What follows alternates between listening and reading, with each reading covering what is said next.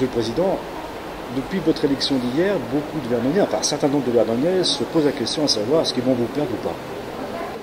Bah écoutez, la meilleure réponse, c'est j'ai été élu président du département hier matin.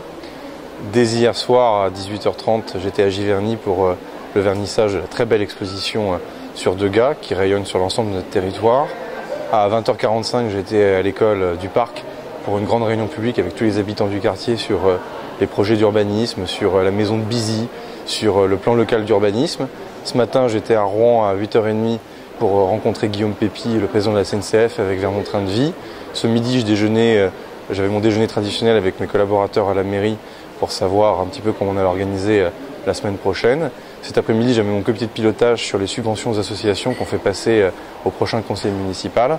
Ensuite, je voyais un président d'association de quartier et là, me voilà sur une inauguration pour Alpha sur sa plateforme mobilité. C'est la meilleure réponse que je puisse faire et ça va continuer.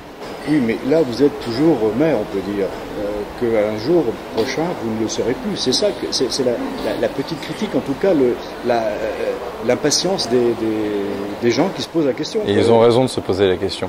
Mais la réalité, c'est que je suis devenu maire parce que j'ai été élu par eux. J'ai été élu par eux en mars 2014. J'ai de nouveau eu leur confiance lors des élections départementales. Donc par définition, la personne qui fixe le cap, le chef d'équipe, ça reste de toute façon ma pomme, si j'ose dire, puisque c'est moi que les électeurs sanctionneront dans le bon sens ou dans le mauvais sens en 2020 aux prochaines élections municipales.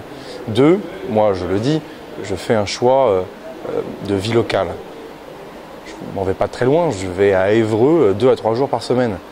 On ne peut pas dire que ça soit la grande aventure.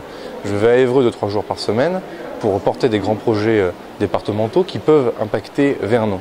Je reste le chef d'équipe à la mairie, je reste celui qui fixe le cap, je garde mes permanences sans rendez-vous, je garde mon rôle de maire de cœur, de maire politique.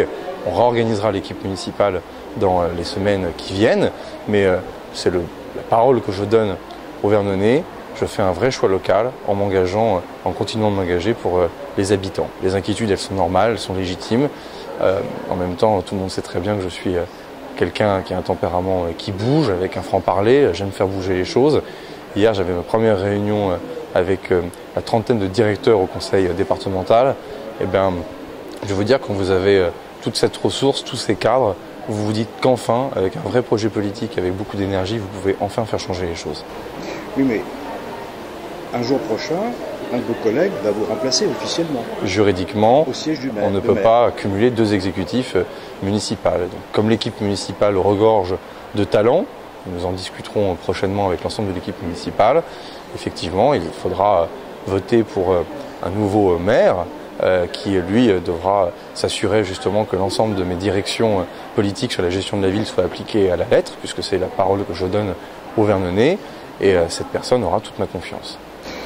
Alors Sébastien Lecornu, dans 2 ans, il y a une autre élection nationale cette fois, c'est-à-dire les législatives, après la présidentielle.